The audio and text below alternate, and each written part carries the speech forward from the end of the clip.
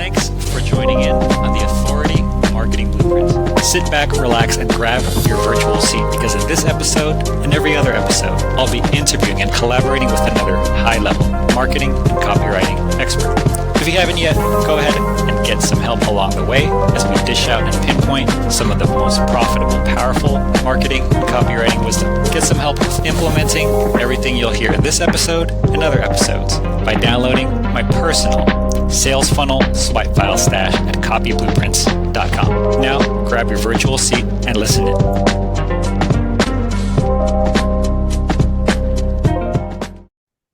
Pauline Longdon is here. She's been kind of a secret weapon behind some of the biggest marketers online in multiple niches. She's worked with some of the greatest copywriters who have, some of them aren't even around anymore, but a lot of the pioneers of direct response copywriting have strongly influenced Pauline's powerful and dominant career today. So thanks for joining us.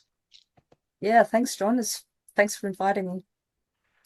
Of course. There's been quite a few people I've talked to actually requested that, why don't you and Pauline get on and have a really good episode together? So what really interested me about when we first connected was actually how you got into the world of direct response copy, how kind of your personal experiences shaped your path towards direct response copy. Because for you, you didn't kind of just sit down and one day, decide to start writing copy. No. I didn't even know what a copywriter was for the longest time. And I mean, I guess to even say how I got into copy, I have to go back quite a number of years. Because I started professional copywriting in about I think about 2010, 11, around about that. I think my first paycheck was actually in 2012. But so I'd been dabbling with my own copy before that. But, the reason I got there, it's we're starting a movie in that, but we need to go back with a bit of a backstory because I think that also explains some of my so-called superpowers that people go, how does she even do that?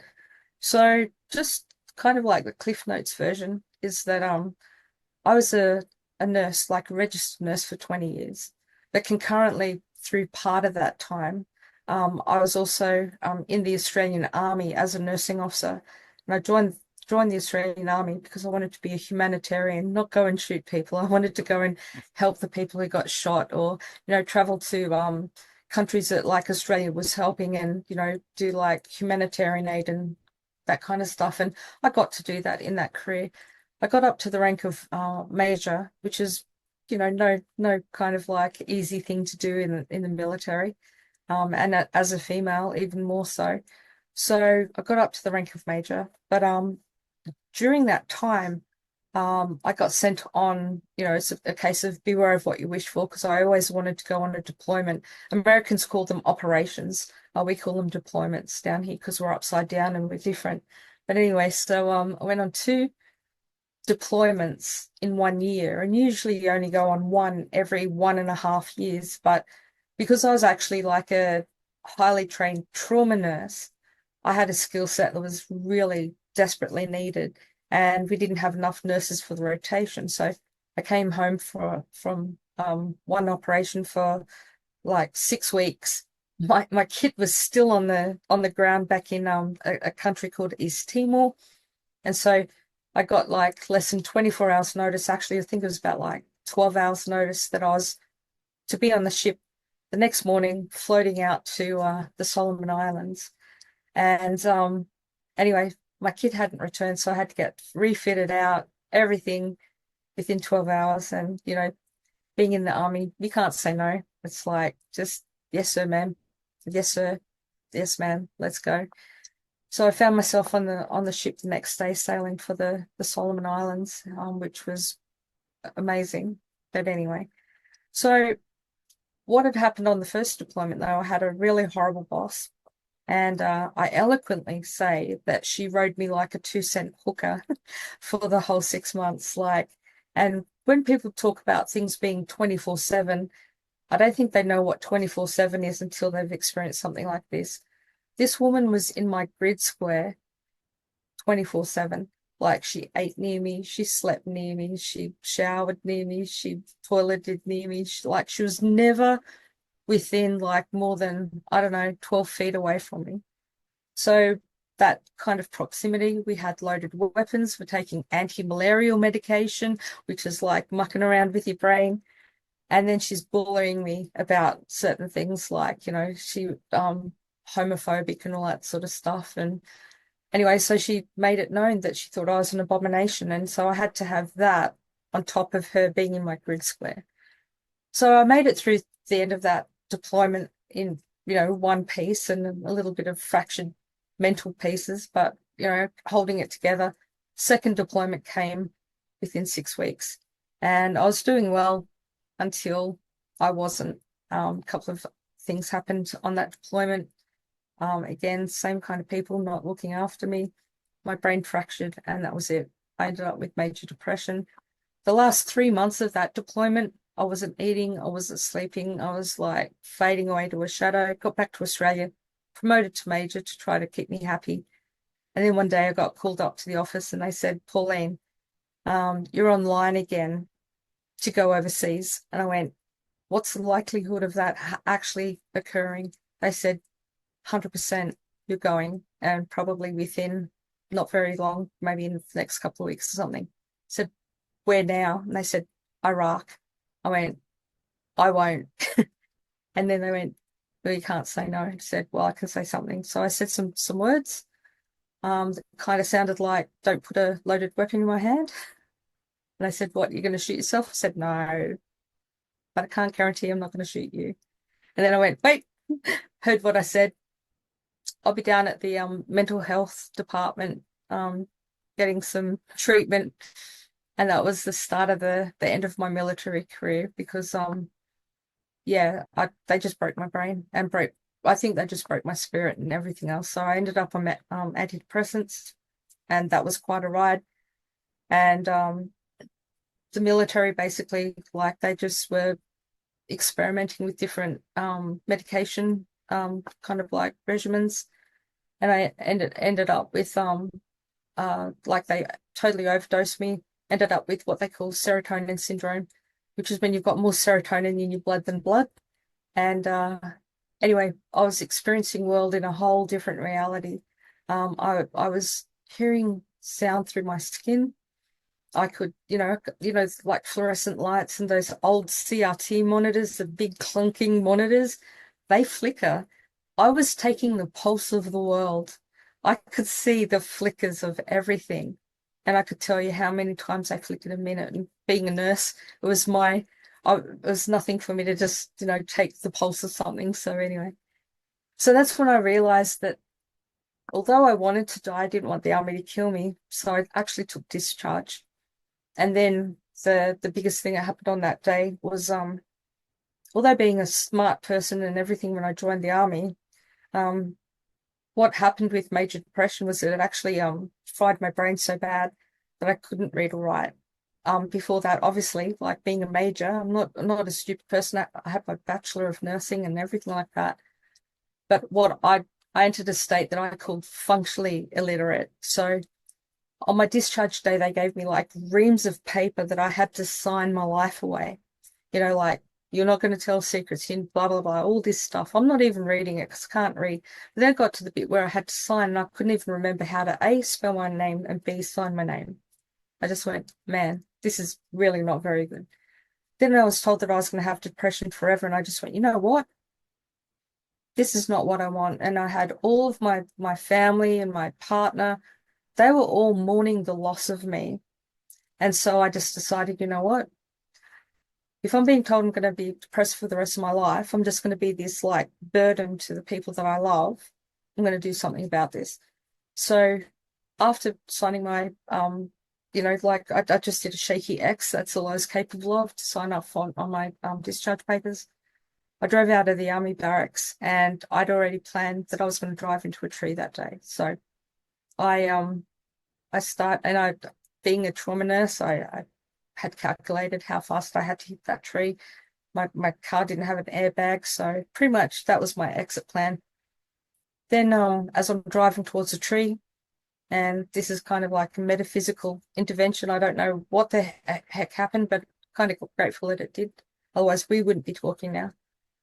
Just as I'm driving and I'm getting like less than a minute away from the tree, all of a sudden, and I'm at speed, I hear this like booming voice and said, "Stop the fucking car!" It's like, hell, just enough to hit me out of my death trance. So I stopped the car and I'm like looking around going, what the hell? And now I'm hearing voices. This is fantastic. Anyway, so I sat there and just, erupted into a, ton of tears. And I just went, well, what the hell? Like, why would you stop me? And then I just had flashes of like patients that I'd nursed over the years, like when I was a civilian nurse and that had like tried to commit suicide and that they were vegetables or on life support or, maimed or disabled in some way. And I just got pictures of them in my brain and I went, yeah, if I've effed up my life so much, why the hell do I think that I was going to do my death any better than my life? I probably would have that up too. So I just went, you know what? Okay. So then I did what any insane person would do. I just went home, curled up in the fetal position on the floor in a pile of tears and tissues and stayed there for quite a while, just wondering what the hell I was going to do. So that's how I got out of the army. But then how did I get into like copywriting is another part of that journey. Was through that moment of despair. Basically I was told, that I was told, or I just got the idea that I needed to make every moment count. So I went, okay, how do I do that? So I was just guided towards like some spiritual modalities because at that time, like the antidepressants weren't working. They almost killed me. I had no support because now I'm a civilian and I've basically fallen through the cracks as a veteran, which is very common. So I just went, okay, so none of the traditional stuff has worked. So I went on this great big personal development like journey. I did NLP, I did all this other stuff. I went into some really out there woo-woo stuff at the time. Now it's like, isn't it funny how like something was like out there, but then 10 years later it's like so mainstream it's not funny. But anyway, when I was doing it, people were just going, get that woo-woo shit away from me. Anyway, but it was working for me. And people started to notice and they went, hey, can you do that stuff on me? And I go, yeah, sure. So I started up a practice like practitioner and had clients and, that kind of stuff, helping people with their mindset as I was helping my mindset. Then someone asked me one day, hey, can you teach me this? And I went, no, I'm not a teacher. So they said, well, you know what to do. So I found myself going over to America fairly regularly to get my teaching courses. And then I got to a point where I just went, you know what, this business of mine could actually maybe be, 7 figures. I'm getting it up to 6 figures and beyond. This I could scale this up back before scaling was popular. Anyway, so then I went, okay, how do I do that? So I started to learn all about marketing. I love marketing. I love the strategy of it. It really it lights me up. And then I paid a company to do the copywriting for me. Well, the copywriting was awful. It was so awful. I cried because it made me sound like I was an absolute like snake oil charlatan. So I asked for the copy to be rewritten, and then the company said, Pauline, if you think you can do better, then do better. And I went, seriously, guys, I can't do any worse. So anyway, that's like a red flag to a bull. So I did. I went and wrote my own copy. And people started to notice and saying, who's writing your copy? It's really good. And I went, oh, really? That's me. I'm writing it. And they're going, no way. Have you done a copywriting course? No, I'm just working it out. Anyway, so then I realized that I really should learn more about it. And then as I'm learning about it, people are saying, hey, can you write copy for me? I was like, okay. It's kind of like the fractal kind of journey of like, the healing stuff became then copywriting. It's like, can you write copy for me? Can you teach me copywriting? It's like, I never thought that I'd do either of those things, but here I am anyway. So that's how I got into copywriting. But then I just, I got to a point in Australia that And I say this without ego, but I basically learned all I could from the people in Australia, and then I just went, well, where are these guys getting their information from? And in fact, when I even told people in Australia that I wanted to be a copywriter, like professionally, you've got to remember this is back in the 1400s. No, just joking, but these words make it sound as though we were. What I got told was, Pauline, females don't make good copywriters. And I went, what? You watch this. Anyway, I think those words were actually true because we don't make good copywriters, we make freaking awesome copywriters. So, I don't think gender matters to how you write copy, to be honest. I think Yeah. that amount of experience is amazing. I think the average person would have gave up on life maybe 30 years 30 years ago on that kind of thing, let alone go on to actually become a copywriter. I mean, maybe I've Mm, met one or two people in my entire lifetime who have similar experiences, but they have nowhere, they did not go anywhere near the world of entrepreneurship, or at least, to my extent, especially the realm mm, of copywriting. So I mean, the odds you've overcame have, I think, in a way probably set you up, because it's a little bit different when you go into copy and now you're a copy chief and a coach. But the mm. odds we overcome in our career, a lot of them are a lot of our mental or emotional odds that we continue to put up with. So that kind of grit, or I know Clayton Mm. Makepeace many years ago, rest in peace, used the term skull sweat, Yeah. which was to become successful as a copywriter, a freelancer in-house for yourself, you have to develop the skull sweat, the ability to withstand the mental, emotional pressure of like the rejection or deadline. So that's a kind of an Yeah. interesting way that actually maybe in a way kind of not necessarily toughens you up, but looking back, it kind of gave you that leverage. Most, because getting into copy, it's the kind of stress, to even if it's just for yourself, is a little bit different. It's not something you can really prepare for. Exactly. Like, especially back, like, because I know you've been doing it for a while too, John. And I mean, um, like as I said, I was getting into it in about like 2010. And so it's like there wasn't as much out there, like the Facebook groups, all of the things that people talk about, like as though they're just regular things that like they've always been part of copywriting. They haven't been. Um, you know, getting in touch with like one of the absolute legends of copywriting is so easy these days with Facebook or LinkedIn or whatever. You can get really close to them, but back then, you couldn't get in as close. And also starting out, like, I wanted to be exposed more to the Americans. And so I decided, okay, so I have to go to where these guys are being trained by, although some of those Australians have never left Australia. So they were just getting the packages. And I just went, I'm not going to wait for the mountain to come to me. I'm going to go to the mountain. So there was, some of the people I've been trained by is actually Clayton Makepeace. He was a very good friend of mine. And, rest in peace, that just like gutted me more than anything when he passed away. Um, but when I look at it, it's like I had to go to America and break in there. Like, so I'd already established myself in Australia and I was kind of getting towards the top. But then I decided to go to America where I had to then start from scratch because no one knew me. And actually, no one cared to even try to know me. So I went, okay, I can either be indignant and say, screw you guys, this is shit, or I can just, with my determination and like my relentlessness, it's just like, just climb that freaking ladder again, whatever.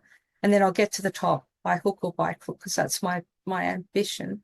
Um, so yeah, so one thing that I did do is that back in 2014 there was a one of my friends in Australia sent me a sales letter. He goes, Pauline, have you ever seen copy like this? And I went, mate, I never have. But you know what? I don't think he sent me the letter just to read the copy. I have to go to that event. And that event was the Titans of Direct Response, which was Brian Kurtz was putting together. It was even better than All Stars. Like it was like the dream team of copywriting and marketing. Gary Bencivenga came out of retirement. Dan Kennedy was there. Just you name a copywriter, they were basically there. And so I didn't have any money, so I borrowed money from someone who was an acquaintance at the time, a good friend now, obviously. And basically, he gave me the loan I needed to get the tickets, but I forgot to ask for enough money to actually pay for accommodation and airfares. So I had to actually work my butt off to pay back his loan and then all that. And then even when I got to America, I forgot to factor in eating. So I was only having like a very small meal each day because, the Aussie dollar always sucks. That's just doing what you need to do to get out there, to get to where you want to go, not making excuses. I could have said, oh, no one's giving me a chance, I'm in Australia. Absolutely. It's Just easy to make your own fall into that. chances. Did It you really is. is that something you learned in the military? I mean, obviously, it's also surrounding yourself with the right people. Shout out to Brian Kurtz, by the way. I'm in a Titans Accelerate, the Absolutely. mastermind. But it is, Yeah. part of that is that something you learned kind of in the military that kind of prepared you for that to develop that kind of resilience or discipline? Or... I think there is like a part of that. I think there was something that's been naturally in me because like, the first time I tried to join the army, I was rejected. And the reason I was rejected was because it was a highly competitive thing. I was going for basically what's would be kind of a scholarship for nursing. They were going to pay for the last year of my university. And I got rejected for that because they were only after one person, and I think they got like 100 applicants. And so I made it pretty far through the application process, but I didn't get all the way through. But that just made me more determined. It's like, okay, so I found out exactly what kind of experience they needed. So then I went and did some ICU nursing, some accident emergency, like, trauma nursing. And then I took that, and then they couldn't refuse. So I'm always like just pushing myself. And I guess the military gave me that, like pushing yourself to the edge and then that beyond. Like that's one thing that the army does very well. You just go, I don't even know that I'm capable of that. But then next thing you're doing it, and then you're surpassing anything that either you or anyone else thought that you were capable of. But I mean, as an officer, you've got like because I've been a major, like a lieutenant, captain, major. That's a different set of rules that you have to play by because, like, as a leader, you can't show fear. You can't show like doubt or anything like that in what you're saying to your soldiers because, like, imagine you're out on the battlefield and shit's hitting the fan, and the next thing, like, you're crapping your pants because you're afraid. Then all of your soldiers are going to be afraid too. They're not going to even believe in themselves. So you have to have that like 5 seconds of courage to be able to get through to the next thing and just keep that determination going. And then within the military, like that there are definitely like in copywriting and that there's like the boys clubs, and they're not always just made of boys, by the way. It's just that's generic name for them. There's always that cool kid group that seem to have an easy pass, and you can sit there and stew and seethe over that for the rest of your life. You just go, whatever, I don't have that advantage, so I'm just going to work out. If something's important enough to you, you will find a way to do it. 100%. And if you don't find a way to get to it, then it's not important enough to you. That's the hard truth and the bitter pill that people need to swallow. Yeah. Did you That was definitely not what's the term? A seamless transition. Your transition has been far from it. Your life experience, your professional experience into where you are now. I mean, you got to be really Mm, brave and tough on the inside and outside to make that transition and to continue to be successful years or decades later. Have you ever mhm. had was there a point during your transition where you've had an overlap between maybe a project or a niche or an industry and like your life experience that were ever it started to intertwine? Oh, all the time, all the time. Um, it's funny because like this is where I go. more back to my nursing background rather than the military background. The military, see, it's been like the fusion of those things that made me into who I am today, which is I'm a fan of where I am right now, to be honest. But that goes back to my nursing. Like it's funny, like I'll be mentoring someone, and then I'll just go, you know what, that reminds me of the time. And then I give them like a parable or an analogy or a metaphor about like something that I'd experienced and how that person overcame it or what I did to overcome that. And I had, a couple of people say to me, they go, Pauline, is there ever going to be a situation where you don't have a story? It's like, well, I'm a copywriter. There always needs to be a story. So just my brain is programmed for that. But, like being a nurse and seeing people in their, like as a trauma nurse, you see people on the worst day of their life. I think that's where a lot of the empathy and compassion comes from for me, and that's then I infuse it into my copy. But think about this, John, like no one wakes up in the morning thinking, I'm going to be on death's door at some time today. Like no one thinks they're going to have like a major motor vehicle accident. No one thinks that they're going to have a heart attack. No one thinks that they're going to be attacked or stabbed through the heart or anything like that. They're all the things that like I would face day in, day out as a trauma nurse, either in ICU or in the emergency department. And seeing what they were going through. And it really puts your life into perspective as well, because like I don't know how many nurses like would start their shift in a foul mood and it wouldn't get better. It would get worse throughout the day. But I always had a different mindset. And that was as soon as I hit the ward or the department that I was working in, it was no longer my day. It was the day of the people that I was looking after. Because unlike them, I could actually, at the end of my shift, I get to go home. I get to sit with my loved ones. I get to, I actually get to walk out of the ward and go back to my regular life. Some of those people, their lives are changed forever in that moment. So who am I to bring my shit into their already shitty life and make their shitty life even worse? That is so freaking selfish. So coming to the world with that kind of attitude changes everything for you. And it actually allows you and helps you to understand the plight of other people more. You don't have that patronizing, condescending attitude towards the people that you're writing to in copywriting. If you can actually go, this person's day is way worse than mine. This woman, like I write a lot for the copy chiefing for like women's health and beauty. It's like, although people think that maybe beauty is all about vanity, and it kind of is, but there's stuff way lower than vanity. And it is that people just want to feel good about themselves. They've lost something that they held dear, and that is like their youthfulness. And then like beyond vanity, it's like women feel like they're being overlooked or they're now invisible because they've got age spots or whatever that they can't help. So being able to see beyond what people think is the big deal, and seeing what's really there is so powerful. I've actually got a really good example. Can I give you an example of like seeing beyond the behavior to see Of what's really course. going on? I think like I mean some of the most successful people who I don't remember, not just David Ogilvy, but some of the guys like Joe Sugarman, even back then, who was always like some of the best ones you'll find, the character traits, the people who dominate as direct response marketers and copywriters have that deep understanding and empathy just for people, or like this obsession and Mm, insatiable curiosity for how people are, how people think. And it sometimes yeah, it starts with just a curiosity of ourselves, like our good and bad. And but yeah, yeah. please Well, share.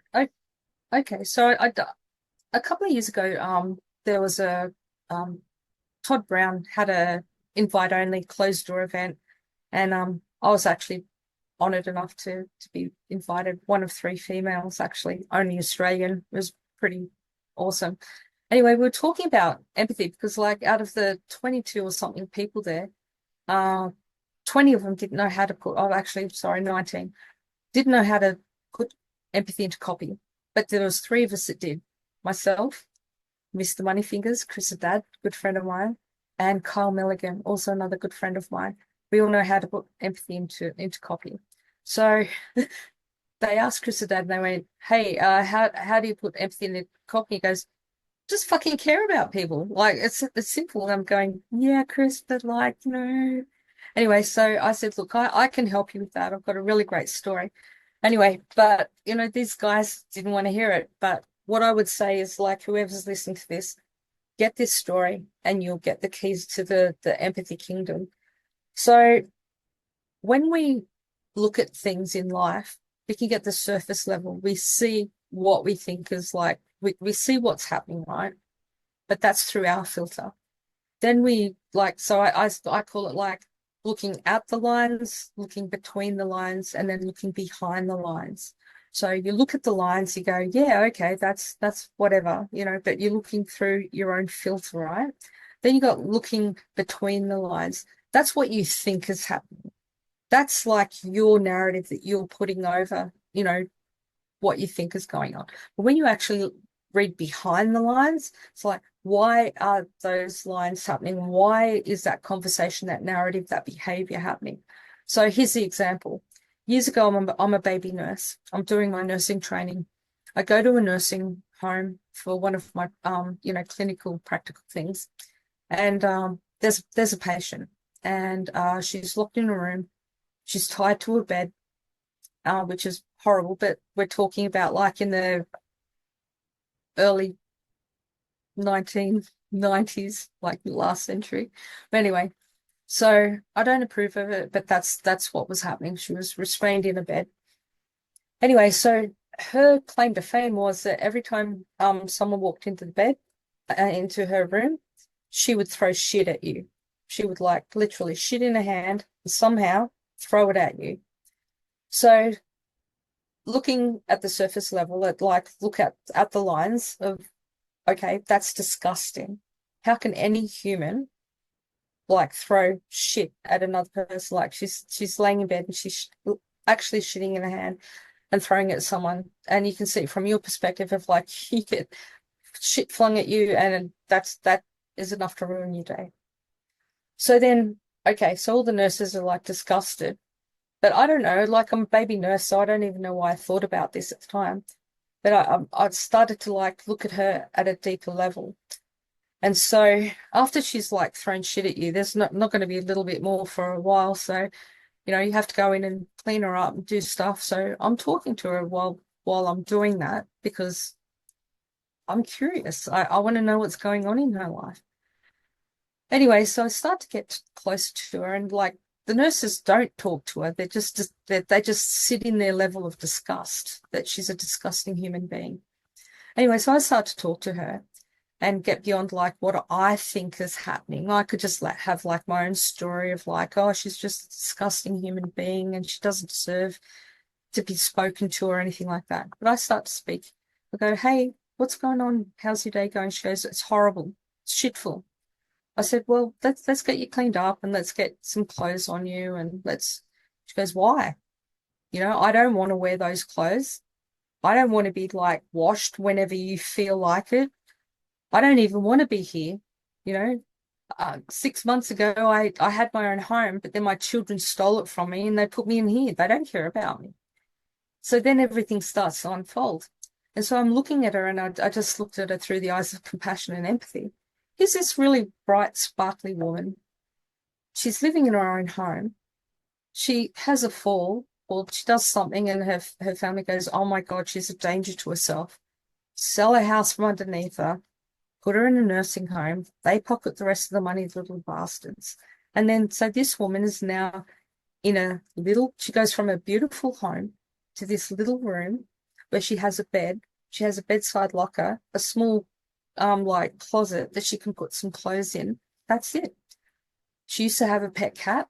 Cat can't come into the nursing home, so she's lost her only companion. They probably had it euthanized back in the day. So now I'm starting to see, I can see why this woman is so upset. But here's the other thing. Okay, so why is she flinging shit? Why is she doing that?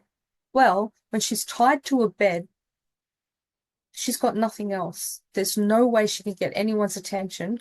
or express her disgust at her situations. So she just gets to that point where the only thing that she has accessible to her is her own excrement, which she throws at nurses. And that's when everything just started to click to me. I just went, that's why she's doing it. That's the only power this woman has.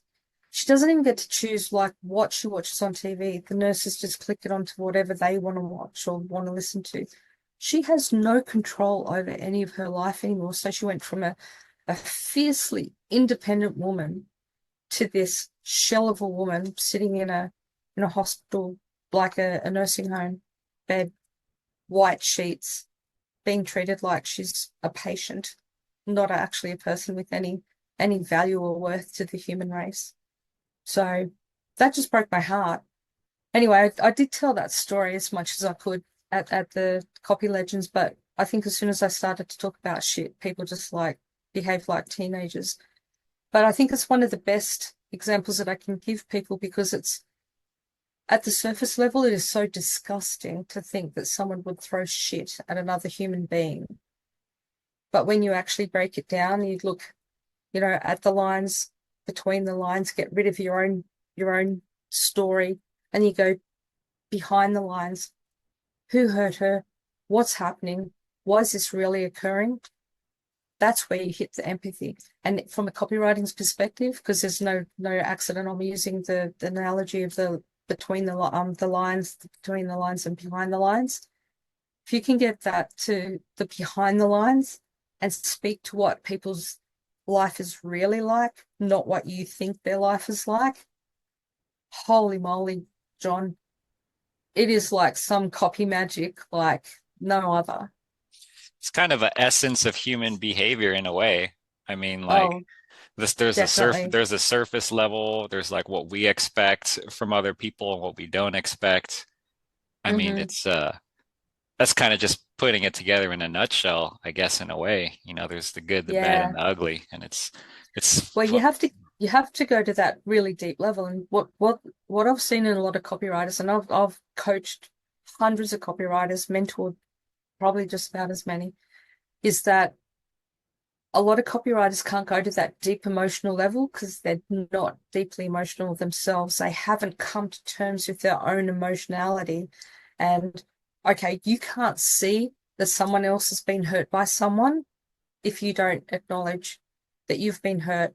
And something that Paris said, and I can share this, and a lot I can't because NDA, but he did say this publicly, is that adults are just hurt children walking around in adult bodies. That's it. that's basically it. I mean, I think that's the difference of what makes like a great marketer and direct response copywriter is not just looking at the human behavior on the outside, but then just that insane curiosity we're just talking about, like the empathy, and then putting it Yeah. together of why are they doing what they're doing, and why is there this ugly Mm, side and the good side of people? And then it's why am I reacting the way I'm reacting? And then it becomes yeah. what's the psychology of it? And then, sometimes we're creating big ideas or we're writing, then we're thinking like, okay, now I can actually translate my insane curiosity for all these behaviors and reactions into a crazy good Mm, email. Or like, when we're targeting these types of audiences, or especially in personal growth, like we were mm, talking about, I think that's where we gain insane leverage when we've been through these kinds of ups and downs, and we have this yeah. insatiable curiosity for why people think, behave, act, and react the way they do and I do, that when it's time Mm, to create and write, that sometimes it can all come together. But that's probably, where the organized thought comes in. And of course, you've been coaching and chiefing for a while. So, I mean, without organization, I think that's probably one of the biggest milestones is organizing all of these things. And sometimes it is when mm. we can draw from personal experience into our work. Sometimes we can really do really well, and if we're in the right industries and stuff like that.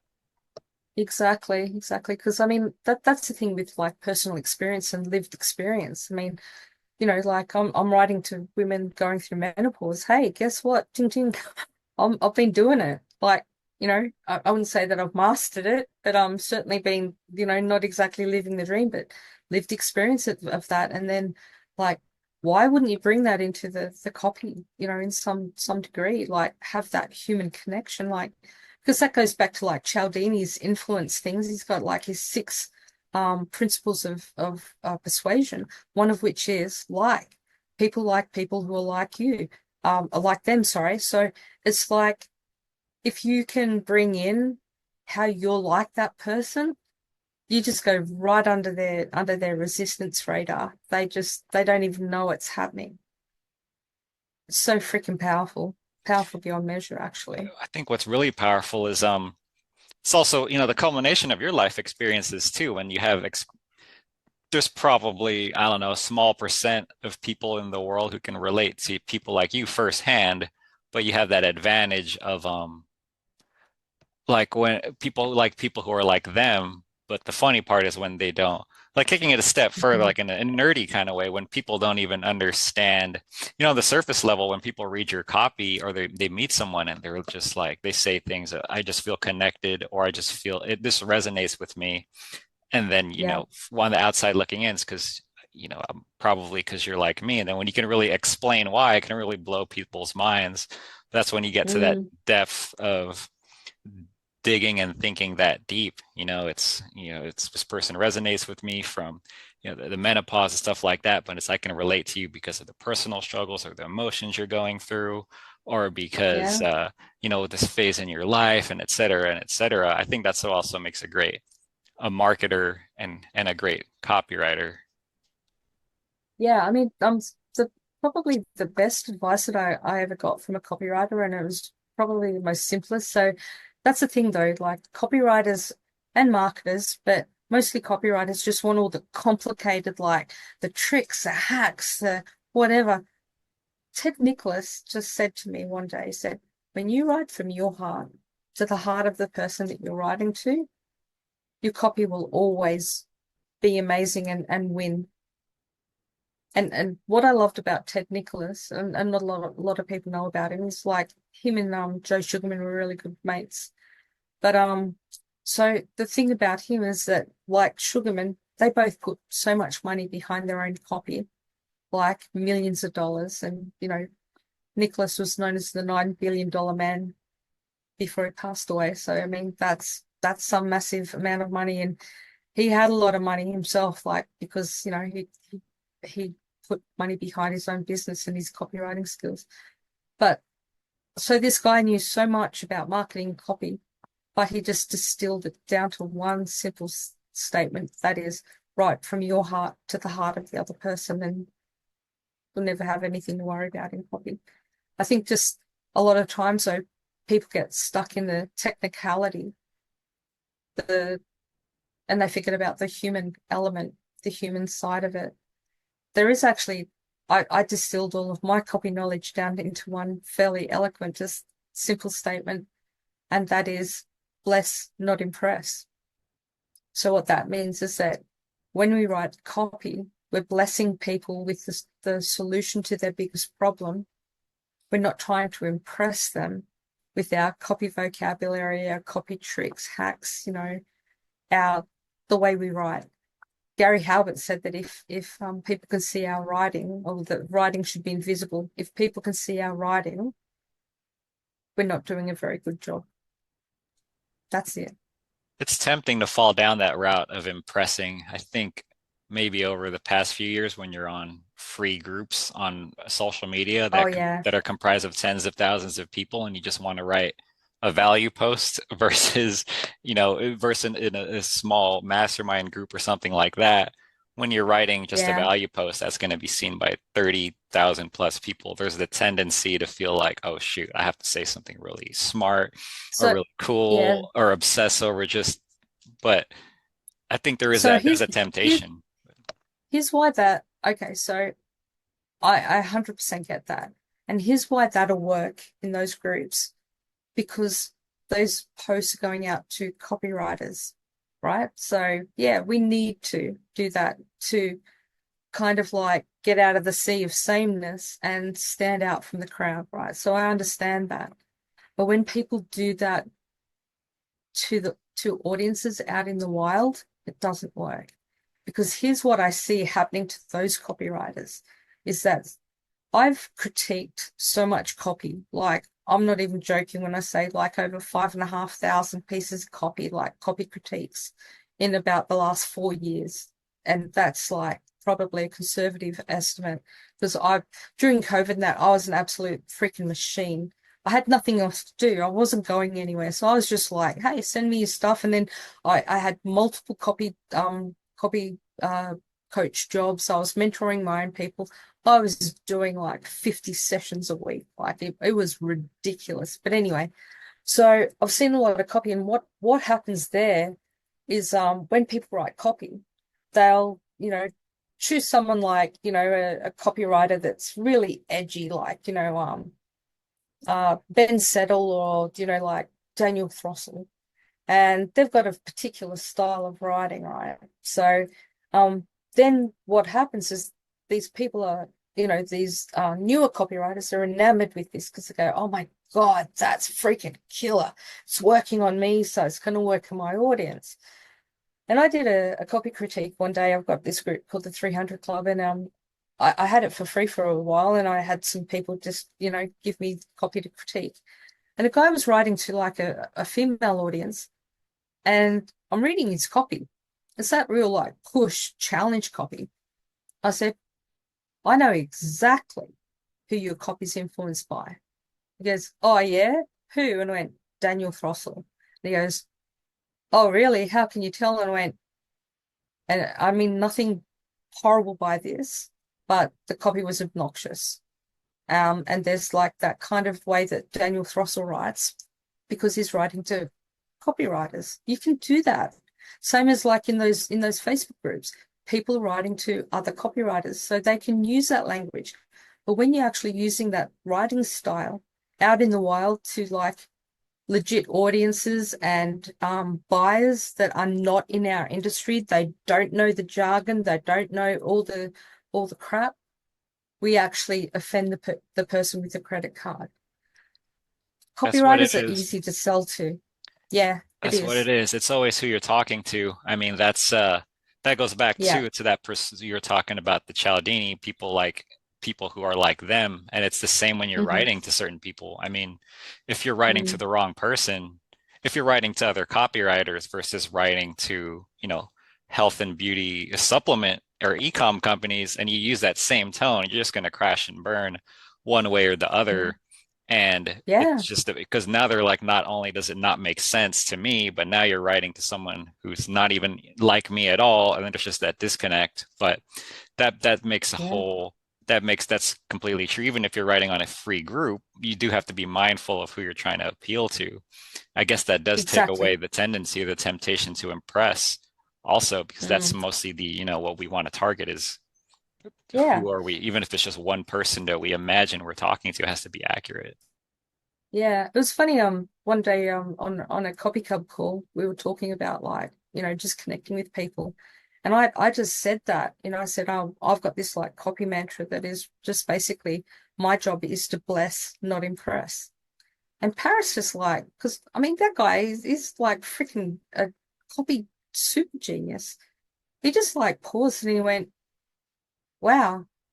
Now, now I hear he's teaching it to his new cub group. He goes, remember, all you're doing is your blessing. Don't even try to impress them with your writing. So, and actually, it's starting to spread around the world that, hey, there's just this simple philosophy. But even in those free copy groups, you still want to just bless people with information or bless them with, like something that that's going to help them rather than try to, you know, impress them with your writing prowess. Because here's the thing, copywriters are not going to be impressed by other copywriters' writing.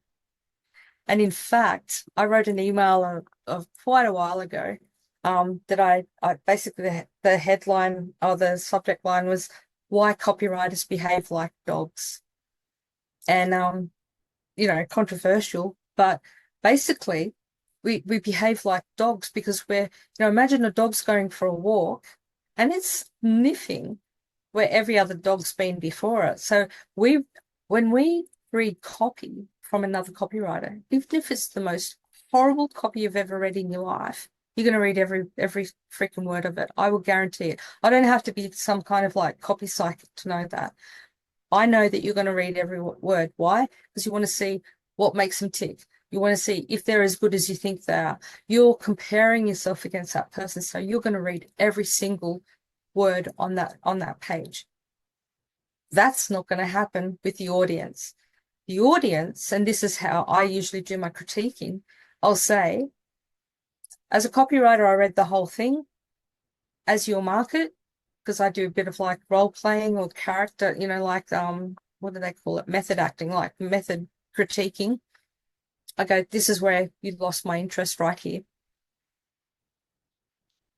And that's a big bitter pill to swallow, like, because if you don't nail people and keep them on that journey, you don't spend the right amount of time, or you're writing a love letter to some copywriter that you love and adore, but you've forgotten who you're actually writing to. If you don't nail that headline or that lead, then why have you written all the other thousands of words beneath that? Because you've lost that person. And I've seen that, like when I was in some of the copy groups that I was coaching in. One guy, it was actually funny because it was for skincare. And he was like doing that real like bro copy, really insulting, challenging copies, like you look in the mirror and you you look like a haggard witch. All those lines are like deeper than the Grand Canyon, blah blah blah. He's going through. And I said to him, this is the most offensive piece of copy I've read for beauty, because you're not even writing to me as the consumer. You're writing a love letter to the guy who taught you copy, or your copy influencer. But guess what? They're not buying your product. I said, you do not have to put on a silver platter or under the microscope women's flaws. We are painfully aware of every flaw that's on our face. You don't have to rub our nose in our flaws. And he just like went, oh shit. And again, copy psychic. I went, I bet you were writing this to X. And he went, how did you know? Because of the copy you used. It was basically replica of like that copywriter. I guess that's the thing with me, reading so much copy, being taught by so many people, having like so many friends that I read their copy and I talk to them. I know their copy philosophies. I can basically look at someone's copy and go, you were influenced by. It's But a I really think keen you eye. have, Yeah, yeah, that really comes with the experience. That's something you can't fake or shortcut to. Um, no. it's interesting that you bring up, I've been guilty of bro copy quite a few times, but I think it does depend on who you're writing to. You know, if you're selling Well, to a copywriting course y to people who think they're the best writers already, it could be appropriate to be more aggressive, but it definitely has to be yeah, how it's perceived too, because then you have to imagine how someone can react if someone's insecure, yeah, if women are insecure about their appearance and you're just telling them how they don't look have, great. I mean, you could just try in real life. You might get slapped across the face. Like, if I were to go down the street and test those types of pitches on, women, I could probably just get slapped. I guarantee I wouldn't make any money doing that. But those are things, as you get down that route, you do have to exactly. kind of imagine how people would react if it's Mm. just a one-on-one conversation. Yeah, well, I mean, bro copy has its place. The feminine copy, or it's not even feminine copy actually. It's just like female friendly copy. Um, because like we speak differently. You know, I talk like when I'm critiquing, like there's bro copy, there's dude copy, and then there's like female friendly copy. And the bro copy, we all know, that's real challenging. You call yourself a man, blah, blah, blah. That's not going to work for a woman. It's like, you know, you call yourself a woman, you should be like looking after your skin so that your husband doesn't leave you. And, no wonder your husband's looking at other women, right? So that's bro copy. Then you've got the dude copy, which is like, you know, um, now you can win the battle against menopause, crush your hot flashes, obliterate the night sweats and, that kind of thing. That's very combative language. Women don't speak in war terms, that we don't battle. It's like, stop struggling with menopause. No, ease away, blah, blah, blah. Stop hot flashes, those kind of things. We don't that's the whole like impressing the shit out of things. It can blow up in your face. And so when I'm talking about like female friendly copy too, I'm not talking about like I'm talking about a softer form of like the dialogue and the narrative that we're using, but I'm not talking about weak copy. Like we don't the copy can be so freaking subtle and it can pack a punch that you guys won't even see. You'll go, oh my God, does that even work? Yeah, it does, because we're speaking fluent female. We know exactly what our triggers are. Something that a lot of copywriters do as well, like that I notice, and this is from all the critiques and that, especially with women's copy, they'll dumb it down and they kind of like do that mansplaining. You don't have to mansplain. You don't have to super explain stuff to women. We get it, especially when it's stuff about menopause and that. So if you don't dumb down copy, what do? You simplify it. You don't dumb. No one is dumb. Even the people that you think are dumb are smart at least something. So when you dumb down copy, you basically come across as being condescending and patronizing. Definitely in female copy, you never want to do that. But what I would say is, instead of dumbing stuff down, it's just to simplify it. And what I teach my copywriters is like, when you simplify copy, the end goal is for that instant comprehension. You want them to like be reading the copy on the screen or listening to it. You don't want them thinking in their head about, why did they say that, or what does that mean? Because once someone goes from their attention is from the screen into their brain, you've lost them, especially women. We've got like 50,000 tabs open in our brain. So as soon as you get them in their brain thinking about what that meant, all of a sudden another thought comes in and goes, you're not actually supposed to be watching this stupid VSL or whatever the hell it is. You're supposed to be picking up the kids, or you're supposed to be cooking dinner. You're supposed to be whatever. Never, never get people in their head when they're reading copy. Mansplaining is probably the best way to do it.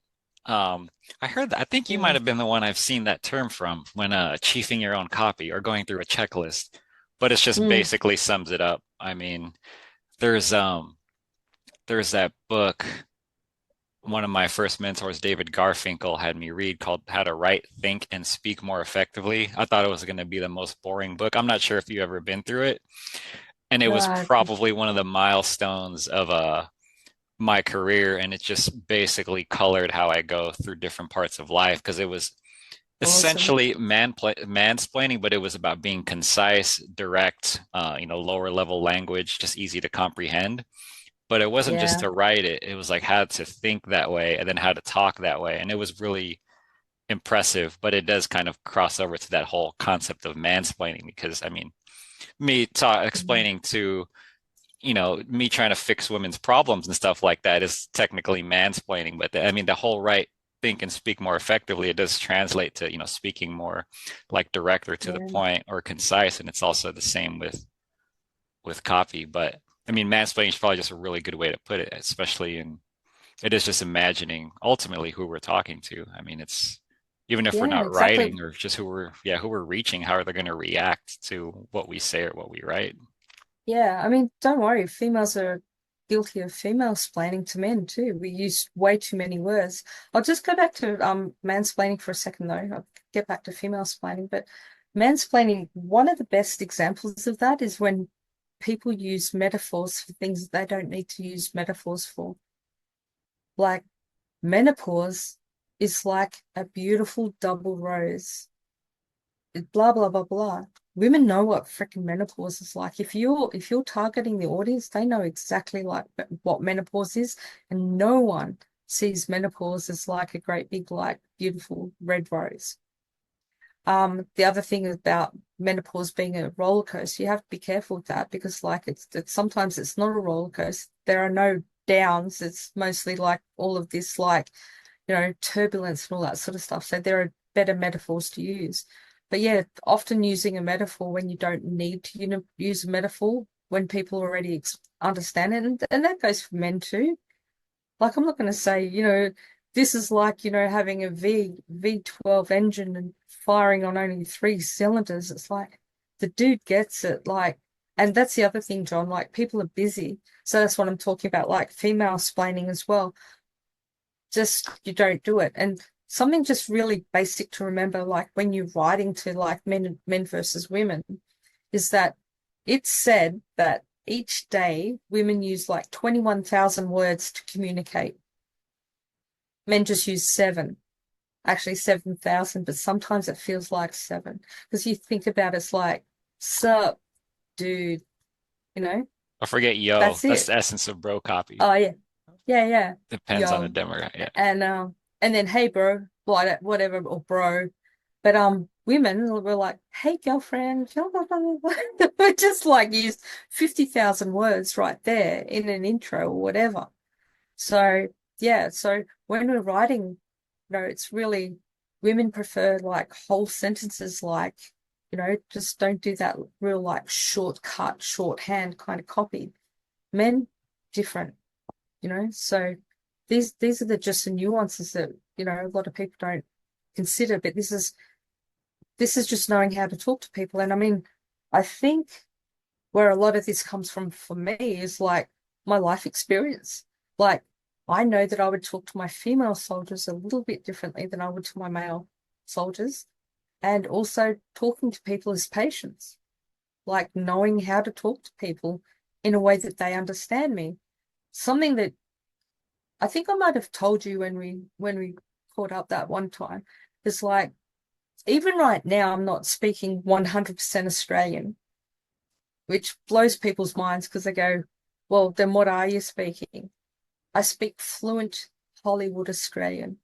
So I Americanize my accent and the way I speak. We don't um we don't say a lot of the words the way that you do. Um, so I just change them so that you'll understand it. Why? Because I don't want you thinking about what I just said. Like in Australia, we don't acclimate, we acclimatize. But whenever I'm talking to Americans, I'll never say the word acclimatize. You just go, what the hell? That sounds like, are you allowed to say that? Can you do that in public?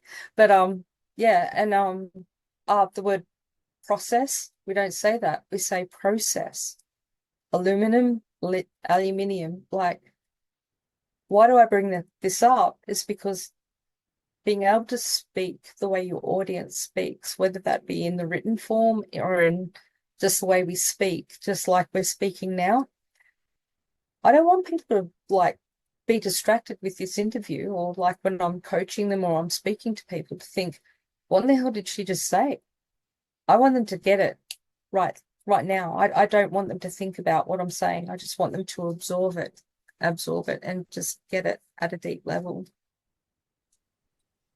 That's also amazing for how many years you've been doing this, no matter how long, there's always something more to learn. And it's Oh, so I guarantee, most marketers don't think this deeply or that I guess that is that the term that deeply or that intricately about small things, but they really do make a difference. And before mm, you get to that level of chiefing, when you're just writing it, sometimes it's almost impossible to detect these little nuances until you're actually like reading and comparing different styles of copy, or mm, you're sitting down there, with the coach or in a group, really just comparing all these things, because it's not just correcting, words or a metaphor or like mm, a big idea or something. You're actually just changing the entire landscape. I mean, if it's a short form sales letter to targeting women for a health and beauty product versus targeting men for a performance, let's say a workout performance supplement, if it's the same message, mm. it'll be written in two black and white, not necessarily black and white, but completely different ways. And Yeah, a